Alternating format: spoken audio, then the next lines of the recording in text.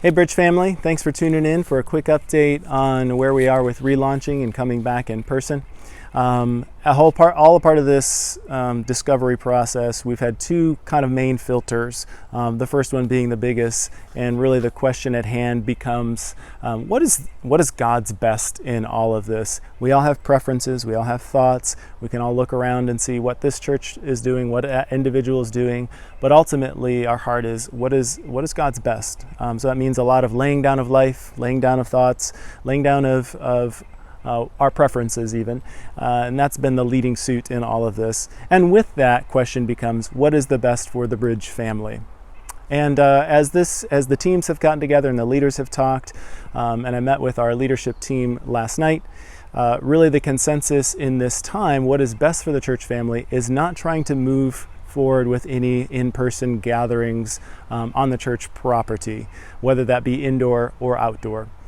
We had a very clear leading, a very strong sense of peace about saying, you know what, we can do two things. One, we can continue to offer an online service for those who are not quite ready for any kind of in-person gatherings.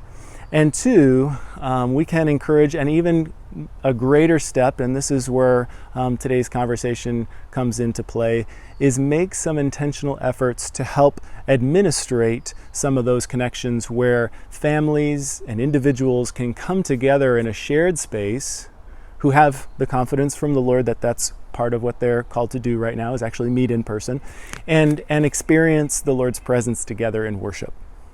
What that might mean is on a Sunday morning, as it's being live streamed, some families get together, they're praying together, they're with each other in the same space, and you watch the worship service singing and praying and listening all together. It might even mean that some families come together and not necessarily consume or intake what's being shared by the Bridge officially. All right, what's being put out on the live stream. It might just mean that we say, let's come together. What's God doing in your life? How can we pray together? Let's worship together. Maybe somebody has a guitar. Maybe you just sing an a cappella. Some way you're finding ways to worship together. It might even look like that, because at the heart of it, the desire is to seek God together, to worship Him, to stir each other towards love and good deeds. Now, this begs the question, who's interested in that? Some of them we know, some of you we've been in conversation with, and we know your heart. Some of you are already meeting in each other's homes, and we're grateful for that. So we really say for everyone else that we're not certain of, are you interested in being a part of a in-home gathering with another family or two, or whatever that looks like? If so, can you please reach out to us? You can text or call the 607-398-0077 number. Even if you call the 562-3444 number, our main office number, that'll be redirected towards that. You can also shoot me an email, pastor@thebridgewesleyanchurch.com.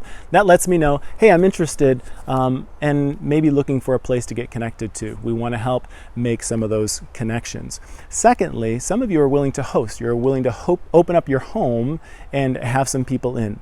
And that conversation would look like, how many are you interested? Are you looking at doing that at 10 o'clock in the morning on a Sunday? Would it be a different time?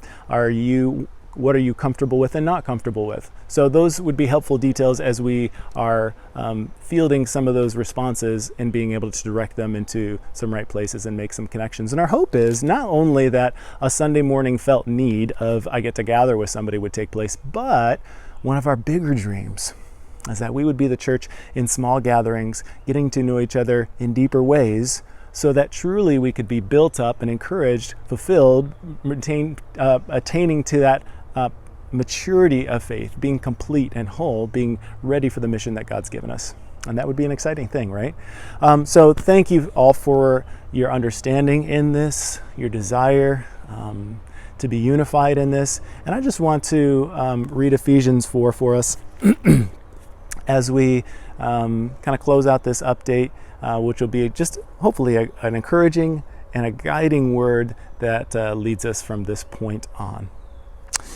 Ephesians 4, starting in verse 1. I, therefore, a prisoner for the Lord, this is Paul, urge you to walk in a manner worthy of the calling to which you have been called, with all humility and gentleness, with patience, bearing with one another in love, eager to maintain the unity of the Spirit in the bond of peace.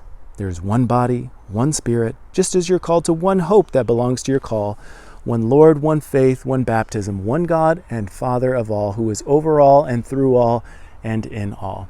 Would that be our prayer as we continue as a church family, seeking to build bridges to those scattered around us, to be united in the life-giving work of Jesus.